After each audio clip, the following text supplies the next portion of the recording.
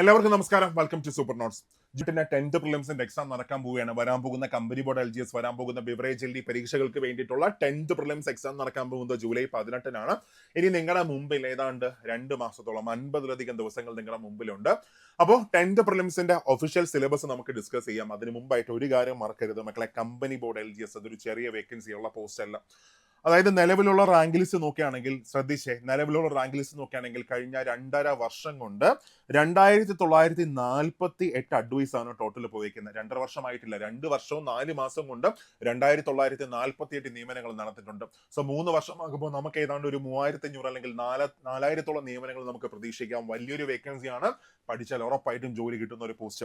ഇനി ബിവറേജിൽ നോക്കുകയാണെങ്കിൽ കഴിഞ്ഞ 2 വർഷവും 4 മാസവും കൊണ്ട് 262 നിയമനങ്ങളാണ് ആകെ നടന്നിരിക്കുന്നത്. അതും ഒരു ചെറിയ വേക്കൻസി അല്ല, 262 നിയമനങ്ങൾ. മക്കളെ ആഞ്ഞു പഠിച്ചോ, ആദ്യ റാങ്കുകൾ നിങ്ങളുടേതായിരിക്കും. അപ്പോൾ നമുക്ക് സിലബസിലേക്ക് പോവാം. 10th പ്രിലിംസിന്റെ ഒഫീഷ്യൽ സിലബസിലേക്ക് പോവാം.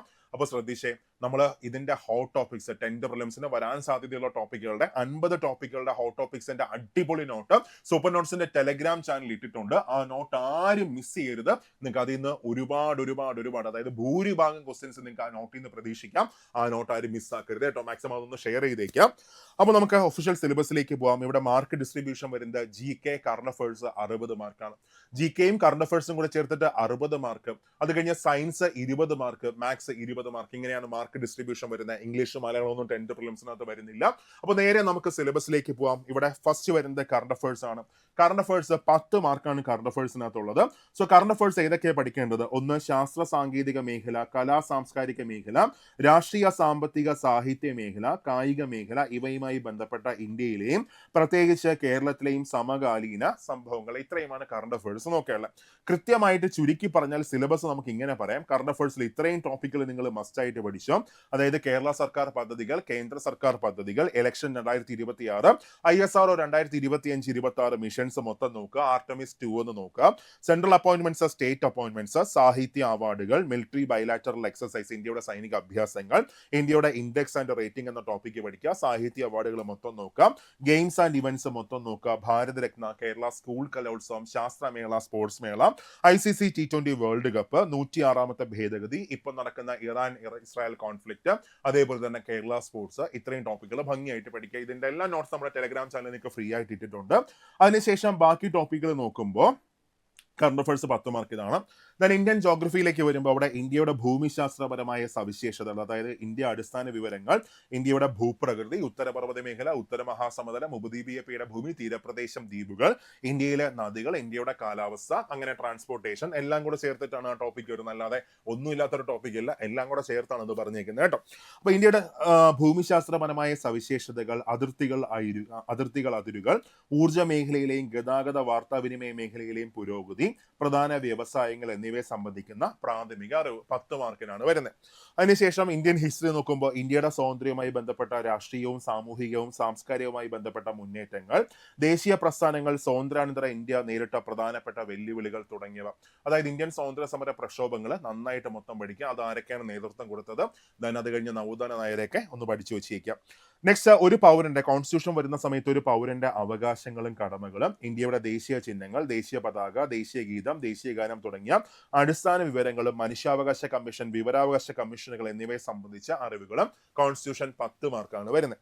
അതിനുശേഷം കേരള ജോഗ്രഫി നോക്കുമ്പോൾ കേരള ജോഗ്രഫിക്കകത്ത് കേരളത്തിന്റെ അടിസ്ഥാന വിവരങ്ങൾ, നദികൾ, കായലുകൾ, വിവിധ വൈദ്യുത പദ്ധതികൾ, വന്യജീവി സങ്കേതങ്ങളും ദേശീയോദ്യാനങ്ങളും, മത്സ്യബന്ധനം, കായിക രംഗം തുടങ്ങിയവയെക്കുറിച്ചുള്ള അറിവ് 10 മാർക്കാണ് കേരള ജോഗ്രഫി വരുന്നത്.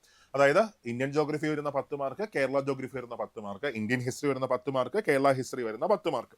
നെക്സ്റ്റ്, ഇന്ത്യൻ സ്വാതന്ത്ര്യ സമരവുമായി ബന്ധപ്പെട്ട് കേരളത്തിലുണ്ടായ മുന്നേറ്റങ്ങൾ, അതിന് പിന്നിൽ പ്രവർത്തിച്ചവരും, കേരളത്തിലെ സാമൂഹിക പരിഷ്കരണവും, അയ്യങ്കാളി, ചട്ടമ്പി സ്വാമികൾ, ശ്രീനാരായണ ഗുരു, പണ്ഡിറ്റ് കറുപ്പൻ, VT ഭട്ടതിരിപ്പാട്, കുമാരഗുരു, മന്നത്ത് പത്മനാഭൻ തുടങ്ങിയ സാമൂഹിക പരിഷ്കർത്താക്കളെ കുറിച്ച് 10 മാർക്കിന് ക്വസ്റ്റ്യൻസ് പ്രതീക്ഷിക്കാം.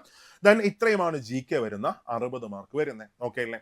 അപ്പോൾ 60 മാർക്കിന് എന്തൊക്കെയാണ് വരുന്ന 10 മാർക്ക് കറണ്ട് അഫയേഴ്സ് വരും. then അത് കഴിഞ്ഞ് Indian history 10 mark, Kerala history 10 mark, Indian geography 10 mark, Kerala geography 10 mark. അതിനുശേഷം ബാക്കി ഏതൊക്കെ വരുന്ന കോൺസ്റ്റിറ്റ്യൂഷൻ വരുന്നത് 10 മാർക്ക്. ഇങ്ങനെയാണ് 60 മാർക്കിന്റെ ഡിസ്ട്രിബ്യൂഷൻ വരുന്നത്. അതിനുശേഷം സയൻസ് നോക്കുകയാണെങ്കിൽ സയൻസ് നാച്ചുറൽ സയൻസ് 10 മാർക്കാണ്. മനുഷ്യ ശരീരത്തെക്കുറിച്ചുള്ള പൊതു അറിവ്, അതിനകത്ത് എല്ലാവരും കേട്ടോ, ഹാർട്ട്, സെൻസസ്, അങ്ങനെ എല്ലാം, സെല്ല് എല്ലാം കൂടെ ചേർന്ന് വരും.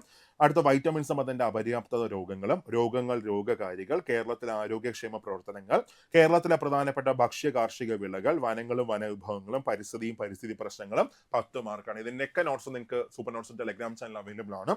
അടുത്ത ഫിസിക്കൽ സയൻസ് നോക്കുകയാണെങ്കിൽ അതായത് കെമിസ്ട്രിയും ഫിസിക്സും കൂടെ ചേർന്ന് വരുന്ന 10 മാർക്കാണ്. ആറ്റവും ആറ്റത്തിന്റെ ഘടനയും, അയിരുകളും ധാതുക്കളും, മൂലകങ്ങളും അവയുടെ വർഗീകരണവും, ഹൈഡ്രജനും ഓക്സിജനും, രസതന്ത്രം നെത്യജീവിതത്തിൽ, ദ്രവ്യം, പിണ്ഡം, പ്രവൃത്തിയും ഊർജവും, പിന്നെ ഊർജവും അതിന്റെ പരിവർത്തനവും, താപവും ഊഷ്മാവും, പ്രകൃതിയിലെ ചലനങ്ങളും ബലങ്ങളും, ശബ്ദവും പ്രകാശവും, സൗരയുധവും സവിശേഷതകളും. ഓക്കെ, ഇത്രയുമാണ് ഫിസിക്സിനകത്തും കെമിസ്ട്രിക്കകത്തും കൂടെ ചേർന്ന് വരുന്നത്. ഇത് 10 മാർക്കാണ് ഫിസിക്സും കെമിസ്ട്രിയും കൂടെ കോൺട്രിബ്യൂട്ട് ചെയ്യുന്നത്.